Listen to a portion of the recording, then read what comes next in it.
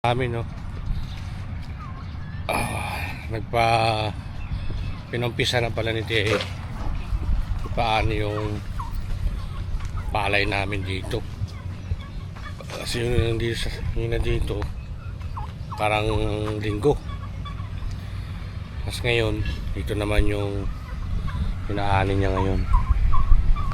Ayan.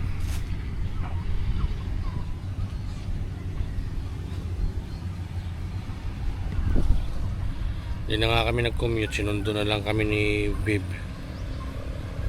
ng sasakyan. Kasi pag doon kasi galing, sobrang mahal ng singilan nila doon. 3.5. Kaya sinundo na lang kami ni Bib kaninang maaga. Lapit na rin ito matapos. Yan o. Papit na.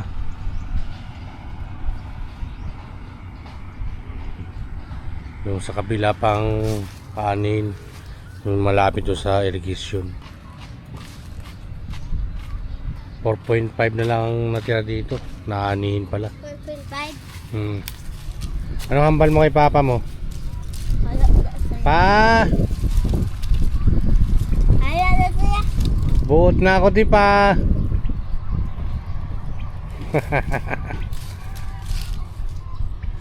Ano hambal mo kay papa mo? Balat mo sa.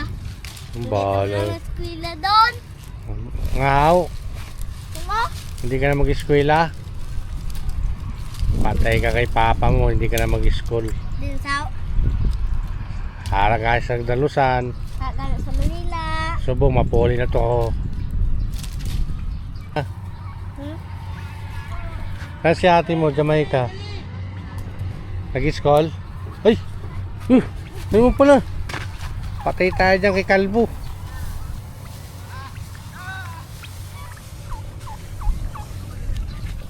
Ayun pa, Bi. Kubos, sana yung mga bunga ng palay.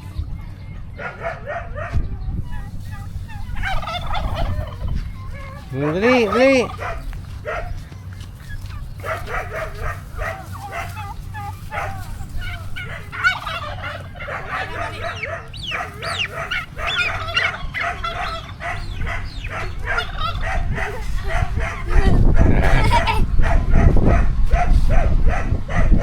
Dumating kami rito mga 10:13 sa ano na kami sa bahay ng Sarah.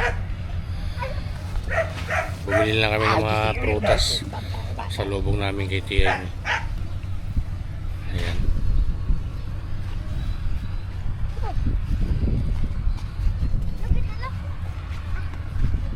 Hindi pa nga ako nakapagbihis na pambahay. Ano yung suot ko nung pagdating, ganun pa rin. Ayan.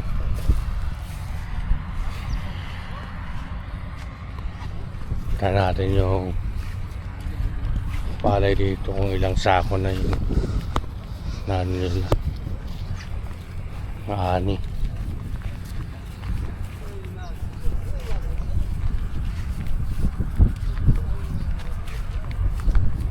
Bi,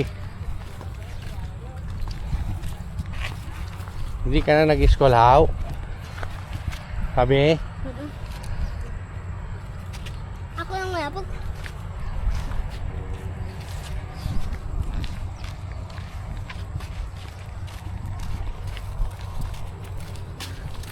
Umpisa lang siguro nila kasi konti pala yung ano eh, naani. May marami pang aanihin dun sa part na yun. Yan o. Marami pang aanihin dun.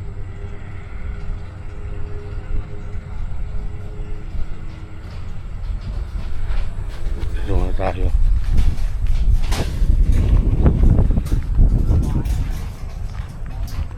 Gawa ngayon ng ano block. Oh. Forever yan. Sandia. Choy. Choy. May bayar na to? May bayar na. May bayar na. Ah, meron na. Close na. Ah, na-close na. Itin. Pwede na yun.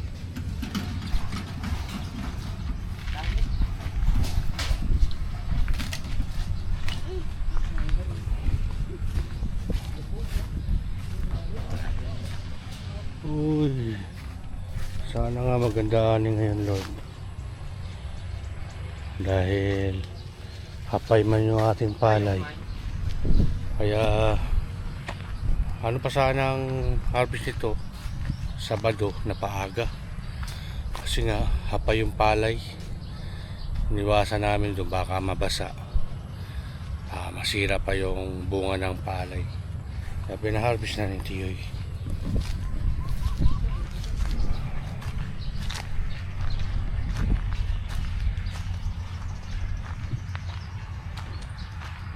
Sira na yung mga koral nito. Mabakot. Sira na siguro magano dito. Magawa yung may-ari dito ng hollow block. Sira na oh.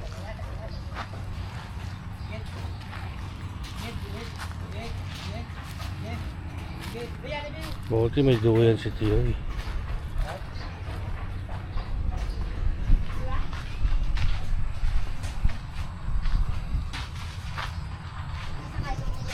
Oras natin ngayon mga 11:20 ng umaga. Lapit na magtatanghali pala. Ayan, doon sila ni Tia nagluluto na ng pananghalian para doon sa mga trabahador mga gumagawa sa atin.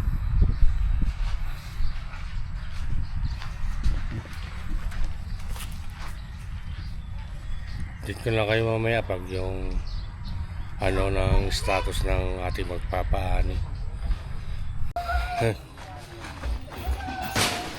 Nag-stop muna sila sa kanilang trabaho, pinakain muna namin kasi alas 12 na rin eh.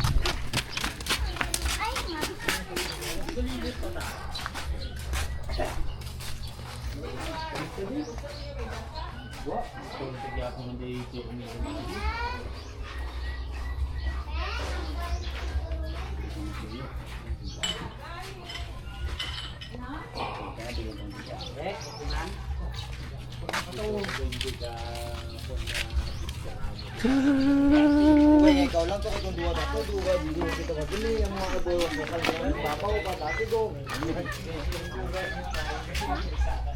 Hindi, wala si Papa at si Manila. Wala ang ulam ko. Manila, oh, tatanday mayang, oh. Nara siya, oh. Wala nga ni Chicharon, ang balantang Pusit na adobo. Makulay ka gikaron. Luto ng aking hipag na galing sa San Dionisio. Adobong pusit. So yun, tapos na natin silang napakain. Nagsisimula na rin sila doon sa kabilang area, no? Dahil dito pala, tapos na pala nilang anihin.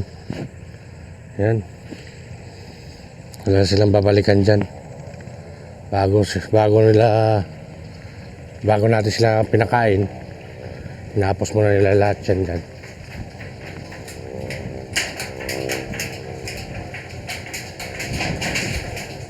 Hindi ka nagkain? Ha? Panyaga ka na? Dito muna ako sa kabila. Andun sa kabila, nag-umpisa na rin eh. Numpisa na rin nila eh. Tango mo para mabilis bumaba yung ating kinain. Grabe. Grabing taba ako ngayon. Hindi mapigilan yung kain ko eh. Pero magdadiet na rin ako. Pag ano.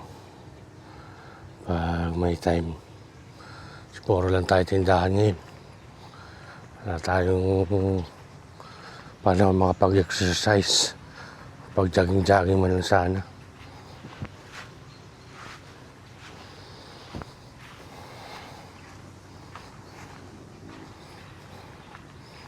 Tagal pa tumatapos yung aking lote. Yung aking bahay na pinagawa. Yung harapan niya, puro gulayan na. Bale, tiis-tiis lang. Walay mo, matapos din natin, di ba? Ganun lang lang. Ganun lang life. Yung iba nga dito. Tapos na yung mga bahay nila rito. Naunahan pa kami. Tala yung bahay namin na iwanan. Oro overseas kasi may hari ng bahay na ito. Yan, nakapagano na rin sila. Ng mga palay. Pisahan na rin nila to. Ito sa bila.